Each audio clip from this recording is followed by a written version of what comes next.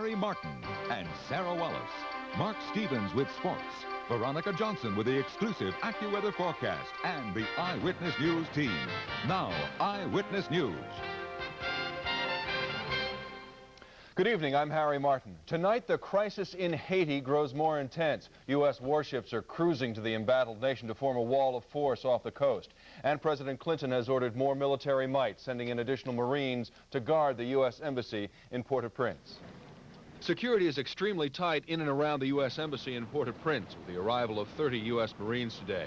And as the reinforcements arrived, other American soldiers departed, along with UN human rights observers. They were the last U.S. troops attached to the UN mission in Haiti.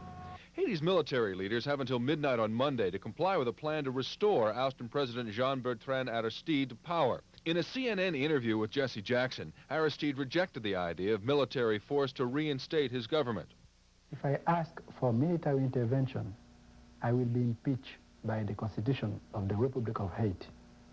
So, let's continue moving the way we are doing that now. Meanwhile, 6 U.S. naval warships are positioned off the coast of Haiti, ready to carry out a naval quarantine of the Caribbean island.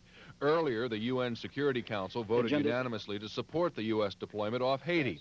Others agreed. The situation in Haiti cannot be ignored. The strong course that President Clinton is taking now to reimpose a blockade as of Monday, with the full approval of the United Nations and the Organization of American States and the President of Haiti as well, is the right course of action. New York Congressman Charles Schumer says that it's a cat-and-mouse game that we're playing in Haiti, and it's not without risk. If they don't, we have a huge problem on our hands. If the sanctions and this game of bluff doesn't work, you're going to have problems that the people in Haiti will suffer, and there could be a new huge wave of boat people coming, and also the fact that we will then be faced with the choice of either just staying and tightening the sanctions or going further. Tonight, the White House says that the situation in Haiti is chaotic and advises Americans there to use extreme caution. Sarah? Harry, while some U.S. troops are heading out, one American soldier is home sweet home tonight. Michael Durant, carried out on a stretcher, received a hero's welcome when he touched down at his home base of Fort Campbell, Kentucky. Durant's helicopter was shot down in Somalia earlier this month, and he was held captive for 11 days. Durant was awarded the Purple Heart from the Army Chief of Staff, and he also got an invitation to visit the White House. In Los Angeles, some verdicts have been reached, but jurors in the Reginald Denny beating case won't be going home this weekend. The jurors are reportedly stuck on some of the most serious charges, including one of attempted murder. The judge says he will ask the jurors on Monday if they think further deliberations will help. Otherwise, he will accept partial verdicts. And I caution you not to talk about it amongst each other while you're off duty, but think about it in your own minds as to whether or not it might be helpful for further deliberations on those counts on which you're deadlocked. Damian Williams and Henry Watson are both charged in the case of the white truck driver who was nearly beaten to death during the 1992 Los Angeles riots. From an unfolding drama in the courtroom to a deadly drama in a Brooklyn theater, it was mayhem at the movies when gunfire erupted during the late show of a new action-adventure. One person died in the spray of bullets. 3 others were injured. Here's Bertha Coombs with details. Investigators say the action-adventure Judgment Night was not a factor in the deadly shootout that erupted during the Friday late show at the Metropolitan Theater. It was a question of young men fighting with big guns. There were 4 guns recovered, a 380 automatic, a 357, and 2 .32 calibers. There was evidence of one gun, a 9mm, which was not recovered. Police say at least 3 gunmen fired 16 rounds. 2 men and 1 woman were critically wounded. 19-year-old Lakeem Souls was killed. The shootout broke out 40 minutes into the movie. One of Souls' friends who was there says it was the result of a long-standing feud. They didn't care who they shot. They were shooting everywhere. Everywhere. Even one of the guys, you know, they got shot too, I believe, but they was just going crazy. A number of moviegoers say the theater needs to have more security to prevent more violence such as this. Many say security guards should be armed with metal detectors. Valerie Muria thinks it might have saved her nephew from being shot. They should, because you really don't know what anybody's bringing inside the movies, you know. Some say they'll just avoid seeing movies here. I look forward to coming here every Saturday because not only that they show good movies, you get to see a movie for $4, and that can be compared to other places. But it's not worth a life. And as one of Sewell's family friends put it, young men's arguments which lead to gunfire aren't worth the lives they cost either. In Brooklyn, I'm Bertha Coombs, Channel 7, Eyewitness News. So far, police have not made any arrests in this bloody shootout, but the cops say they do have a good idea who they are looking for in this case. Harry, there are arrests on Long Island. Cops nabbing 10 suspects in a sting operation where gambling was used as the lure. The targets all got letters saying they won a free trip to Atlantic City. When the lucky winners showed up, they were locked up. All had outstanding warrants for driving while drunk. The cops say, though, even after they were arrested, some of the suspects asked if that meant the trip was off. Minister Louis Farrakhan's rally scheduled for Yankee Stadium is off. The Nation of Islam says that the event has been put off until after the mayoral election. Now, the group denies that politics had anything to do with the schedule change, despite fears by David Dinkins' allies that Farrakhan's appearance could hurt the mayor. The group also denies that the public supported efforts to stop Farrakhan from speaking. I think even white people would say that if you will do that to Louis Farrakhan, what will you do to me? And I cover a Bible and religion. And the group says that Farrakhan will speak at Madison Square Garden or the Javits Center sometime in November. In fact, organizers say that one of the reasons that the rally was postponed was so they could find an indoor facility. It's events of the past that are suddenly the prime focus of the mayoral race. The Dinkins campaign mounting a new TV ad based on allegations which date back to Rudy Giuliani's last run for mayor in 1989. David Ushery with the verbal warfare in a very tight battle. Today on the 1993 mayoral campaign trail, both candidates spent a lot of time talking about the 1989 mayoral campaign. At a pro-choice rally this morning, Mayor David Dinkins repeated assertions made in one of his recent campaign commercials, citing an October 6th Village Voice article that reported allegations a staffer for Rudolph Giuliani abused the power of the U.S. Attorney's Office by ordering surveillance of Dinkins' campaign manager then, Bill Lynch. But what else would you expect from a man whose last campaign was exposed by the Village Voice as having a department of dirty tricks? Can you imagine following, shadowing Bill Lynch? Following the article, Lynch requested an investigation from the current U.S. Attorney, and late this afternoon, the Dinkins camp said it got a response. U.S. Attorney Mary Jo White wrote, "I have referred the matter to the Public Integrity Section of the Department of Justice." The Dinkins campaign quickly put the word out that that action was significant. I believe that, and I cannot speak for the Justice Department, but I believe that if it was the feeling of the U.S. Attorney that there was nothing there, that perhaps it would have stayed on someone's desk. But Giuliani, who earlier campaigned in Canarsie, thrashing the mayor for past and present campaign spending practices, downplayed the letter tonight at his campaign headquarters. This is, in fact, a cheap political trick. I was U.S. Attorney. I've written plenty of letters to people saying, you know, you've sent the allegations to the wrong office. They should be sent to... This is a brush-off referral letter that they're trying to make a very big deal out of.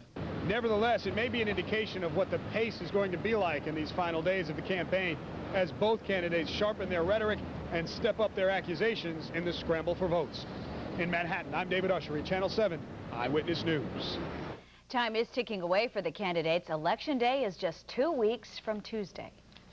Well, while the candidates are throwing political jabs, dozens of people in Indianapolis were throwing punches. Fists started flying at a KKK rally, and it got so out of hand that cops threatened to use tear gas.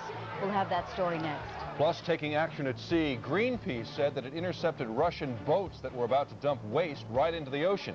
We'll have details coming up on Eyewitness News. Don't worry about it. Violence erupted at a Ku Klux Klan rally in Indianapolis today when hundreds of counter-demonstrators showed up. Police in riot gear tried to keep the peace, but dozens of fights broke out between Klan supporters and their opponents.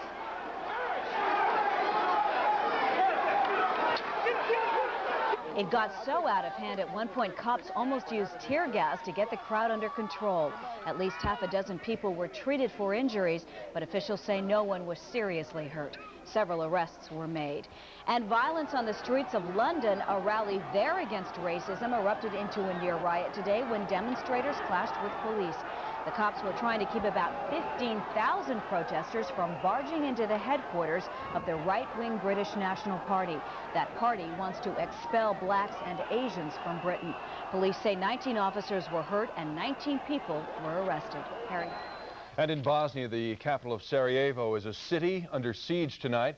People ran for cover when Serb forces pounded the city with artillery fire. The attack came after months of relative calm. Meanwhile, the United Nations is reporting that Serbs are maneuvering troops and tanks in the high ground above the capital, and some fear that a major attack may be imminent. And while world leaders try to clean up the political mess in Bosnia, Greenpeace says it is trying to clean up nuclear waste dumping. A Greenpeace boat crew says that it intercepted a Russian ship when it tried to dump radioactive water into the Sea of Japan. Just 3 days ago, Russian leaders stated that dumping radioactive waste raises global concerns. Pope John Paul has been striving for global peace for years, and tonight the Catholic leader is getting honored. This is the 15th anniversary of the Pope's coronation. Today he met with Russian author Alexander Solzhenitsyn and received best wishes from around the globe, including a call from President Clinton. The pontiff has visited more than 100 countries carrying his message. Looks as though the clouds are rolling in, and Veronica Johnson says you better get ready for a dismal, dreary couple of days. How positive. She has details next in her exclusive AccuWeather forecast. Plus, bungee jumpers go over the edge and set a new world record. We'll have the heart-stopping details when Eyewitness News returns. Jumping reached new heights at a festival in West Virginia today. 7 jumpers strapped in a metal cone took the plunge off the River Gorge Bridge. That's in Fayette County. They set a new world record for a group jump as they dove off the bridge, which is 76 feet tall. They're not to be outdone because parachutists also took leaps from the span, which, by the way, is the second highest bridge in the country. We were just saying that we would not be very good on Jeopardy because we couldn't figure out what's the highest bridge in the country, so we were still debating that. So however, homework assignment for tonight. That's right. We're making up lots of good names. Yeah, we're going to go look that up. But you obviously don't have to look up the weather forecast because you know it by heart, right? All you have to do is look above because the clouds are already moving into this area. Let's take a look and see what's going on outside. Humidity at 90% and barometric pressure is falling, indicative of a system that is in fact ready to move into this area. And as far as our temperatures go, well, after 11 a.m. we rose into the 60s. Right now we're just below that, holding at 58 degrees. Our winds are blowing out of the southeast at 5 miles per hour, and it's the cloud cover in the southeast flow that's going to keep our temperatures from falling too much more tonight. All right, satellite view from above shows, yes, the high pressure system of today is moving out of this area. Clouds are moving in and making way for not one but 2 systems to move into this area. One, a coastal storm that is moving from out of the south, bringing lots of Gulf moisture with it.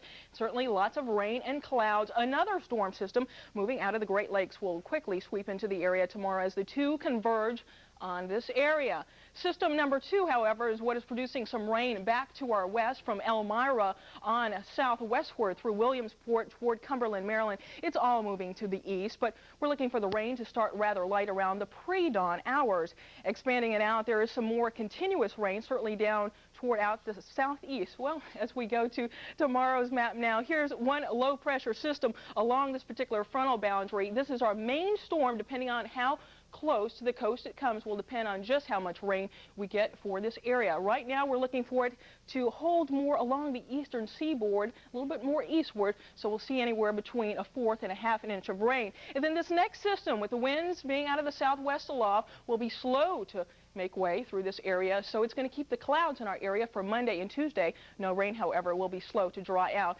Expect our temperatures to rise toward 64 degrees tomorrow. Cooler spots once again up toward Warren, Sussex County, and up toward Westchester, Sullivan, as we rise to 57 degrees. Your AccuWeather forecast for tomorrow morning calls for cloudy skies, rain likely starting the day, rather light though. It's going to get heavier toward the end of the day as we rise only to 64 degrees. It'll be breezy too as the front moves through, then we'll drop back down into the 50s. AccuWeather for the next couple of days says don't expect to see the sun. The clouds will stay with us, and our next system from out of Texas will move in late Wednesday night into Thursday. Still, temperatures will be about mild, 62 degrees, just about normal. For a little humid too, huh? Yeah, a little sticky. Okay. Thanks. Okay, we'll wait and see. Thanks. Well, it may be getting a little warmer outside, but it's kind of cooling off in hockey rinks. That's right. The Rangers take on the Flyers at the Spectrum tonight, but end up skating to an icy finish. Mark Stevens will be showing us what happened next. Plus, it's a big battle over the pigskin. Penn State and Michigan are Big Ten rivals, and these football giants duel it out on the field. Highlights and results are coming up next. But first, here's a look at the lottery numbers drawn earlier this evening in New York. And for those of you holding tickets in New Jersey, here are your winning numbers. And we now take you to lottery headquarters in New York for tonight's live lottery drawing. It's the New York Lotto drawing, observed by an auditor from Coopers & Lybrand. Good evening and welcome to the Lotto drawing for Saturday, October 16th, 1993. Tonight you could win a share of jackpot of $2,500,000. Now for tonight's Lotto numbers. The first winning number is 17. Tonight's second winning number is 27. Our third winning number is 46. Tonight's fourth winning number is 20. The fifth winning number for tonight is 21. And the sixth winning number to win a share over $2 million is 49. The supplementary number for fourth prize only is 32. Tonight's winning Lotto numbers are 17, 27, 46, 20, 21, 49, and supplementary number 32. For the New York Lottery, I'm Yolanda Vega. Thank you and good night. Every day, Wall Street speculators gamble on hearsay and rumor. Sports kind of like a horse race at a sloppy track. Some sloppy play tonight, right? I can't add anything to that. Baseball's first game of the Fall Classic hasn't been classically played. I guess that's what Harry said. Blue Jays, though, aren't complaining. They lead the Phillies 8-4. It's in the 8th inning in Toronto. Now, back in Philadelphia, hockey's the game. The Rangers looking for their 4th straight tonight against the Flyers in the Spectrum, where you really couldn't fault the fans if their heart was elsewhere. Now, midway through the second, it's the Rangers on the power play. Mark Messier feeds Mike Gartner, swings it in. His 6th of the year, had it tied at 2 after 2. But early in the third, Greg Hallgood, the big Philly slapper, Glenn Healy stopped that, but not Joseph Voronic's rebound. Put the Flyers ahead for good. They win it tonight, 4-3. Now, new Devils coach Jacques Lemaire should ask for a raise now. His Devils are perfect so far. The latest on the island, Alexander Seamak makes the takeaway to cap a huge night. His second shorthanded goal of the game gives him his first career hat trick. Devils win their franchise best 5th straight without a defeat this season, 6-3.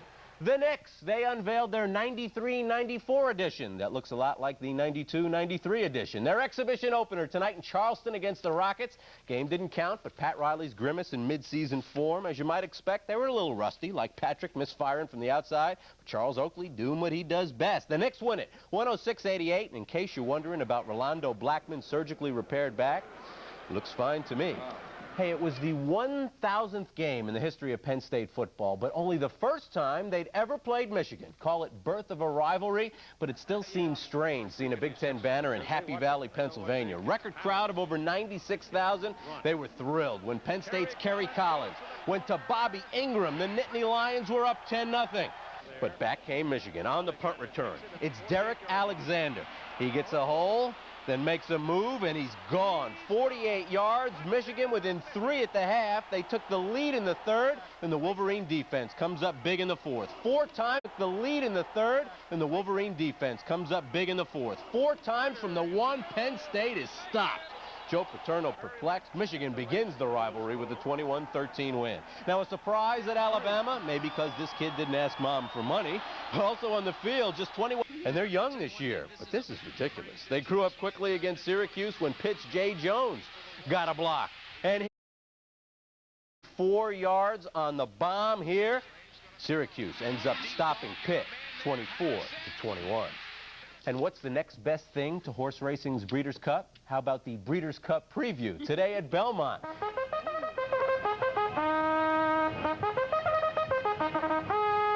Bring on the Champagne Stakes, where DeHare, the local product with the Seton Hall Stars name, solidifies its position as next year's Kentucky Derby favorite. DeHare takes the lead, and DeHare opens up. Sacred Honor left behind in second, then Prairie and Amathos, and they're inside the final furlong, and DeHare rolls today. Wow, look at him rocket away from the field. The Hare doesn't disappoint anyone this time. Next stop, the Breeders' Cup. It's 3 weeks away, and it's in Santa Anita. And that'll do it in sports. I'm Mark Stevens. The Champagne Stakes, does that mean they get a lot of champagne to win? And serious dollars. And steaks. The most thing is those serious dollars. You guys just fit it all together. We do. It's just kind of a nice blend. Kind of wrap it up in a package. Okay. Thank you, Mark. Thanks, Mark. Well, that'll do it for us. For Harry Martin, Veronica Johnson, Mark Stevens, and all of us here at Eyewitness News, I'm Sarah Wallace, and we'll see you back here tomorrow at 6 and 11. Good night.